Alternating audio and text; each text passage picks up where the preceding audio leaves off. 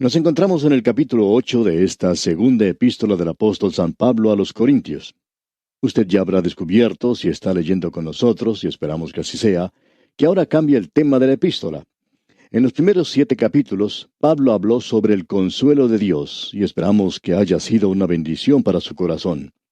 Esperamos que lo que consideramos anteriormente le haya traído consuelo y aliento, estímulo a su vida.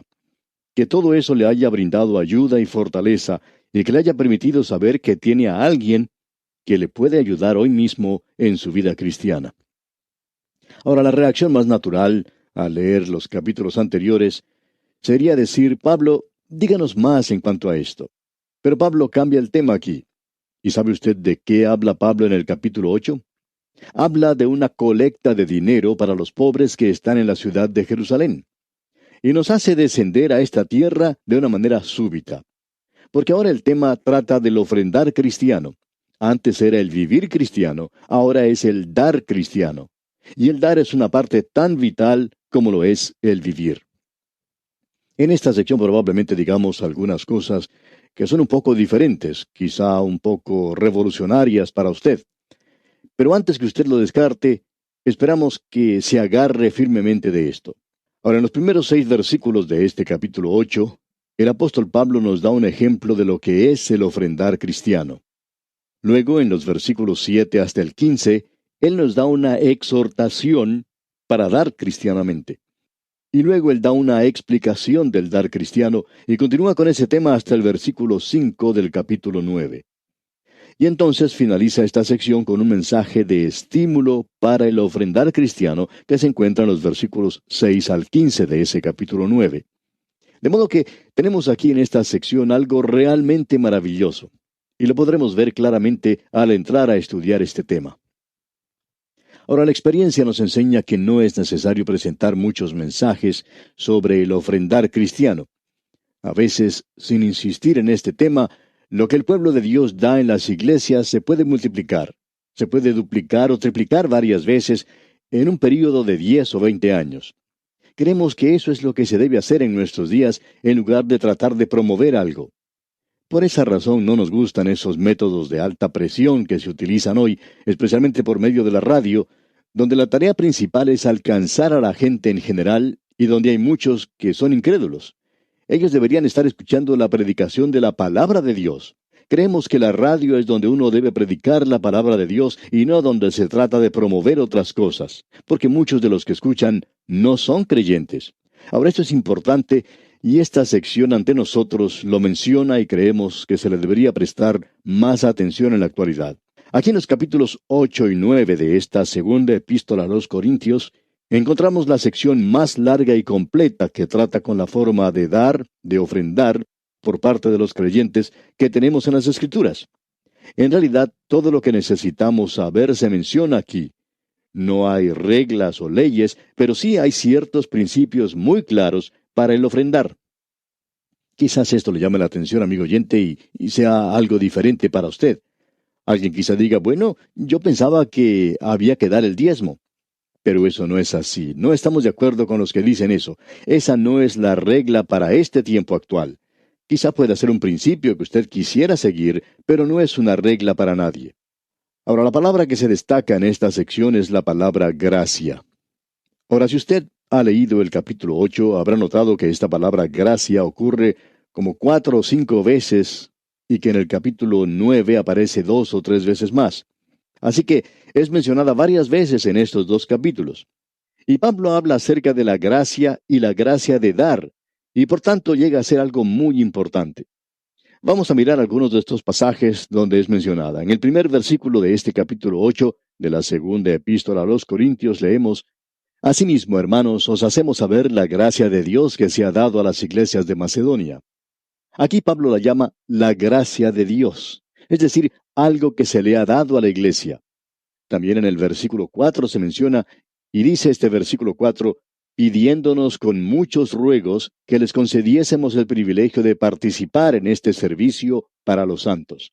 Aquí la palabra en sí no se menciona directamente. Se indica que los creyentes de Macedonia pidieron que se les concediese el privilegio de participar. El don que recibieron era el de la gracia. Luego sigue diciendo participar en este servicio para los santos. Y esa es otra palabra maravillosa que Pablo usa y que tiene un gran significado para nosotros.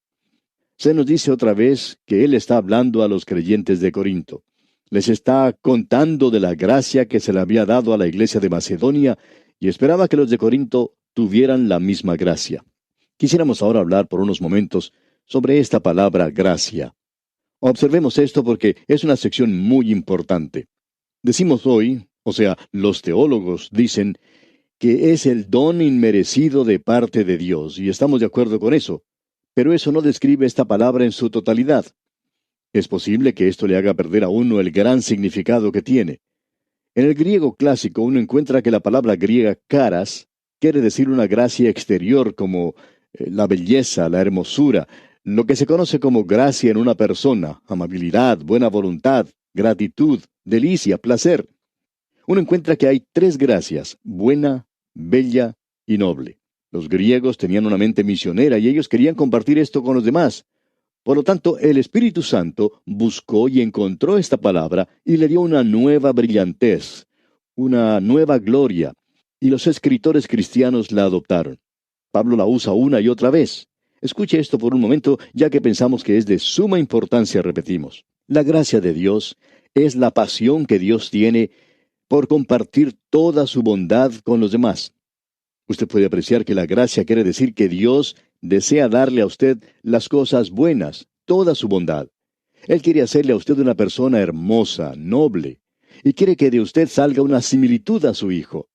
Por tanto, es por medio de la gracia que lo logramos. Pablo dice, por gracia sois salvos por medio de la fe, y esto no de vosotros, pues es don de Dios, no por obras para que nadie se gloríe. Usted bien sabe que somos pecadores perdidos. No tenemos nada que ofrecerle a Dios por esto. Así que Él lo hizo por gracia. Él tenía esta pasión para querer salvarnos. Pero no lo podía hacer de una manera arbitraria. Él nos amaba, pero no podía arbitrariamente hacerlo. De modo que Él tuvo que proveer un medio, y así envió a su Hijo Jesucristo a morir. Y ahora que su Hijo ha muerto por nosotros, se nos dice que Dios de tal manera amó al mundo que ha dado a su Hijo unigénito. Dios está en esta empresa de dar y no de recibir, y creemos que eso lo debemos dejar bien en claro.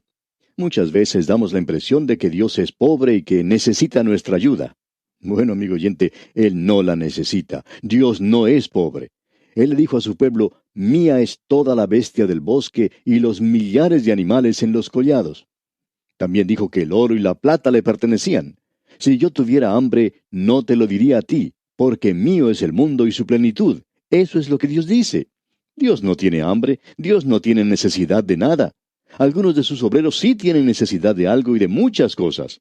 La obra radial, por ejemplo, tiene necesidad. Nuestro ministerio radial necesita su apoyo. Pero debemos tener mucho cuidado hoy. Y usted tiene que dar como una gracia de Dios. Porque usted cree en la radio, porque este ministerio le ha ayudado a usted, o porque usted cree que es lo que despierta un gran interés en usted mismo. No tiene que dar de una manera obligada. Y Pablo deja eso bien en claro. Él dice que uno no debe dar nunca de esa manera. Y ya volveremos a esto más adelante. La iglesia primitiva consideraba el dar como una gracia. Era una pasión, un deseo abrumador de compartir las cosas de Dios con los demás. Ahora queremos que usted note aquí que había una situación local, particular, y que debemos reconocer eso. En otras palabras, la iglesia de Jerusalén había sido la primera en compartir el Evangelio. El Evangelio había comenzado allí en esa ciudad. Me seréis testigos, dijo el Señor, comenzando en Jerusalén. Los apóstoles amaban la ciudad de Jerusalén y querían quedarse allí, pero luego la persecución los obligó a salir de ese lugar y fueron esparcidos por todas partes. Dice, en toda Judea, en Samaria y hasta lo último de la tierra. Ahora, la iglesia de Jerusalén fue debilitada a causa de esta persecución. En realidad, había mucha hambre en ese tiempo y había muchos que estaban en la pobreza. Durante el transcurso de su tercer viaje misionero, Pablo estaba recolectando fondos para ayudar a los creyentes en Jerusalén. Eso era algo revolucionario. Aquí tenemos a las iglesias en el campo misionero enviando una ofrenda a la iglesia madre, por así decirlo, o la iglesia que lo había comenzado todo. En el día de hoy, enviamos a los misioneros y los apoyamos en el campo misionero. Pero en aquel día, el campo misionero estaba apoyando, estaba ayudando a la iglesia de donde habían salido los misioneros. Pablo no podía ir a Corinto todavía y por eso envía sus instrucciones de cómo debían ellos ofrendar. Él pensaba ir a Corinto y por tanto él dijo que no quería que se hiciera una promoción de esto cuando él llegara allí. Esto es un poco diferente a lo que se acostumbra a hacer en algunos lugares en nuestros días. Cuando invitamos a algún predicador a que nos visite, le decimos, venga, hagamos unas reuniones y mientras usted está allí, pues vamos a recoger una ofrenda de amor para usted. Así me sucede a mí, por ejemplo, cuando soy invitado a alguna iglesia para predicar. Lo interesante aquí es que el apóstol Pablo está diciendo que no quería que ellos tomaran el tiempo para hacer eso cuando él los visitara. No quería gastar su tiempo hablando de dinero. Lo que quería hacer era predicar la palabra de Dios y lo otro debería hacerse de antemano. Y si la iglesia de hoy, amigo oyente, fuera esa clase de iglesia, entonces las ofrendas se tomarían mucho tiempo antes de que un evangelista o algún otro predicador los llegara a visitar. Pero nosotros tenemos que poner énfasis en eso, y es porque hemos llegado a tal situación. Ahora hay ciertos principios derivados de esta situación local que le da cierto matiz a lo que está sucediendo y a lo que Pablo dijo. Ahora, la situación local hace mucho tiempo que ha desaparecido, pero los principios permanecen. Y pensamos que son tan claros y tan nítidos como si Pablo los hubiera dado en nuestros días. Pablo cita en primer lugar a los creyentes en Macedonia como ejemplo en el ofrendar cristiano. Se refiere a la iglesia de Filipos. Aquí uno encuentra los motivos y los métodos. Esperamos que usted los llegue a conocer. Pablo dice que la gracia de Dios, es decir, esto de dar, fue una gracia que le fue otorgada a las iglesias de Macedonia. Y en el versículo 2 de este capítulo 8 de la segunda epístola a los Corintios dice que en gran prueba de tribulación, la abundancia de su gozo y su profunda pobreza abundaron en riquezas de su generosidad. Esta es una declaración tremenda. Ellos dieron de su pobreza, no de sus riquezas ni de lo que les sobraba. Nosotros realmente no sabemos nada de eso en nuestros días. Y continuamos en el versículo 3, pues doy testimonio de que con agrado han dado conforme a sus fuerzas y aún más allá de sus fuerzas. En primer lugar, ellos se habían comprometido con Dios. Escuchemos lo que dice aquí el versículo 4. Pidiéndonos con muchos ruegos que les concediésemos el privilegio de participar en este servicio para los santos. El don que ellos recibieron era de gracia. Dios les había dado la gracia de dar. Y lo que ellos estaban dando era una gracia, era una participación. Eso quiere decir compartir las cosas de Cristo. Ni usted ni yo, amigo oyente, podemos imaginar el amor que ellos tenían los unos por los otros. Nosotros hablamos hoy de la acción social de la iglesia y debemos confesar que la iglesia fundamental ha perdido esto de vista. Es maravilloso hoy el dar a las misiones y a los misioneros, pero ¿qué podemos decir sobre los pobres que están en nuestra congregación y que necesitan ayuda? Y muchos de ellos no quieren que se conozcan sus necesidades porque saben que si eso ocurre, entonces la gente va a hablar de ellos. Y no aceptan la ayuda porque piensan que es una desgracia hacerlo. Y tenemos que decir que hay personas que son muy susceptibles y que piensan que algunos de los que forman el comité de ayuda, el comité financiero, podrían hablar y que luego se enterarían sus esposas y por ende toda la iglesia.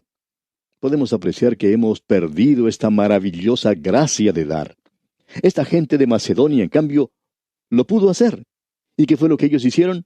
Es algo diferente. Leamos el versículo 5 de este capítulo 8. Y como no lo esperábamos, sino que asimismo se dieron primeramente al Señor y luego a nosotros por la voluntad de Dios. Pablo está diciendo aquí que esto era algo que ellos no habían esperado. Dice, no como lo esperábamos, sino que asimismo se dieron primeramente al Señor y luego a nosotros por la voluntad de Dios. O sea que ellos se entregaron completamente al Señor y también se entregaron aparentemente a la obra local de Cristo, y estaban verdaderamente dedicados a eso. En realidad, ellos estaban comprometidos de una manera total. Usted recuerda allá en el capítulo 15 de la primera carta del apóstol Pablo a los Corintios, el apóstol habla de la resurrección y del cielo, y que ellos casi le dicen a Pablo que continuara hablando de ese hermoso tema. Pero Pablo les dice algo que los sacude completamente. Allá en la primera carta a los Corintios, capítulo 16, versículo 1, él dice, en cuanto a la ofrenda para los santos, haced vosotros también de la manera que ordené en las iglesias de Galacia. Pablo dice, yo les quiero hablar ahora de algo que es bien práctico. y les dice que deben dar sin quejarse. Deben dar de la abundancia de su corazón y de su profunda pobreza. ¡Qué cuadro magnífico es este, amigo oyente! Dios ama al dador alegre y usted puede ver cómo obra aquí. Era una verdadera comunión la que existía. Ellos compartían lo que tenían. Ahora estas iglesias le debían a la iglesia de Jerusalén todo lo que era espiritual.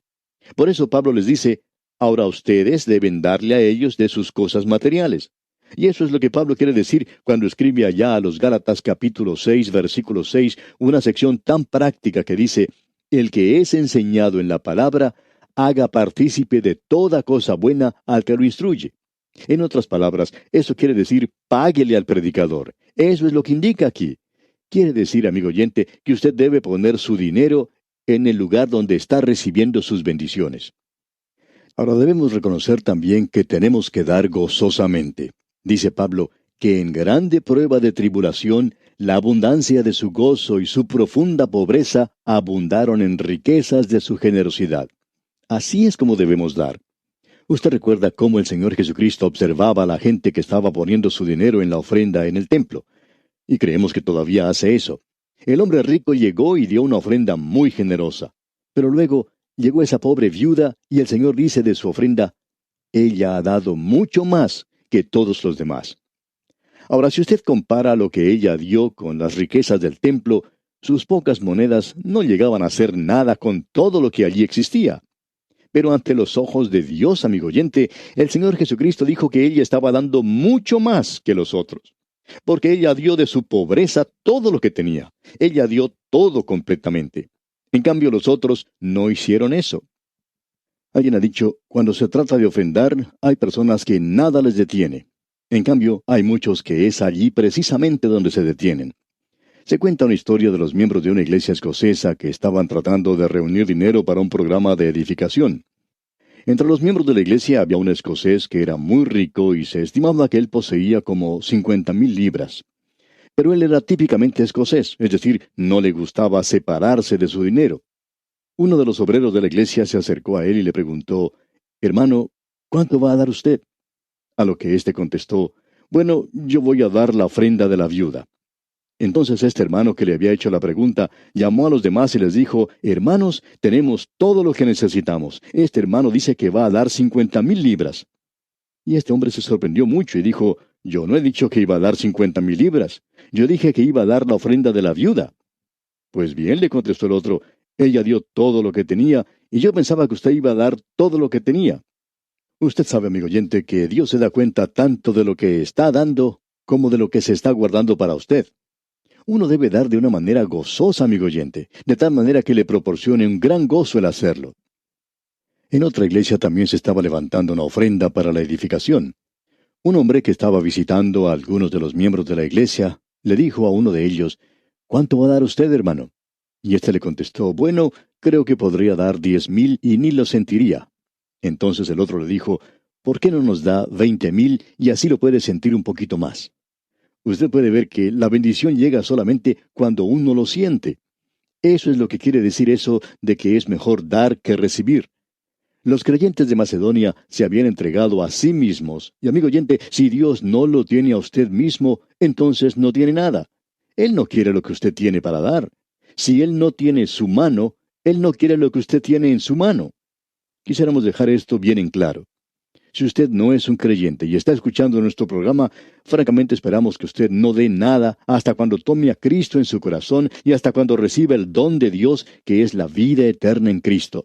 Entonces podemos hablar sobre dar. Pero hasta cuando eso ocurra, Dios no quiere que usted dé nada. Y ya que Él no quiere que usted dé nada, nosotros tampoco lo queremos. No creemos que esa sea la forma más acertada de hacerlo. Es cuando uno llega a este lugar de entregarse a sí mismo de una manera total. Entonces estará preparado para dar de su bolsillo. Y luego el apóstol Pablo dice en el versículo 6 de este capítulo 8 de su segunda epístola a los Corintios, de manera que exhortamos a Tito para que tal como comenzó antes, asimismo acabe también entre vosotros esta obra de gracia. Esto es algo maravilloso. Asimismo acabe también entre vosotros esta obra de gracia. Esa es la misma gracia que motivó a los creyentes de Macedonia y que motivaría a los de Corinto. Ahora en el versículo 7 continúa, Por tanto, como en todo abundáis, en fe, en palabra, en ciencia, en toda solicitud y en vuestro amor para con nosotros, abundad también en esta gracia. Amigo oyente, pensamos que la prueba de cualquier persona es la forma en que está dando. Alguien ha dicho que hay tres cosas que son indispensables para una reunión de adoración. La primera es la Biblia. La segunda cosa es el himnario. Y la tercera es el bolsillo. La adoración es algo de suma importancia en la actualidad. Pero no es el conocimiento de la Biblia ni su habilidad para enseñar, sino lo que usted da, amigo oyente, lo que vale. ¿Tiene usted esta gracia? No trate de forzarla. Tiene que estar en usted. Esto es algo por lo cual debemos orar. Le debemos pedir a Dios que nos haga más generosos. Y aquí nos detenemos por hoy, no sin antes invitarle a que vuelva a sintonizar nuestro próximo programa. Será pues hasta entonces que el Señor le bendiga ricamente.